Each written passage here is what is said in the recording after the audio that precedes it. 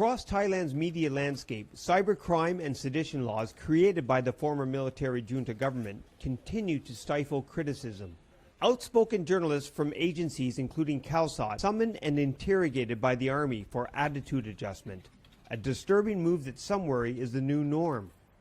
There are multiple agencies, and task force dealing with patrolling and policing what the media is saying, what people are saying online.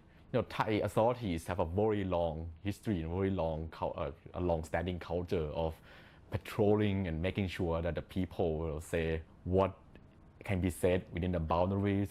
So it's not exactly a new normal. I would say it's an extension of the normalcy that we lived in even before the coup anyway. Critics say the increased media clampdown is a worrying trend given the growing number of charges against journalists and activists. The move is seen by many as copying the harsh treatment used by communist or authoritarian regimes to silence government critics.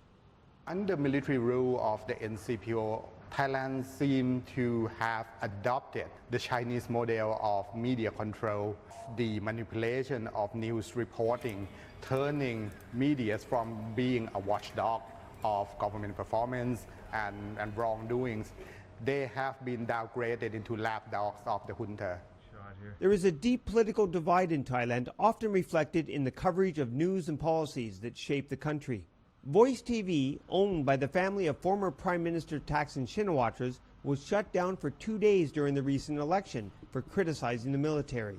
The charge was later dropped by the administrative court. One camp that is somewhat in favor of the junta believes that you need these checks and balances that I mentioned to you on elected politicians. But then you have other members of the press that don't believe that.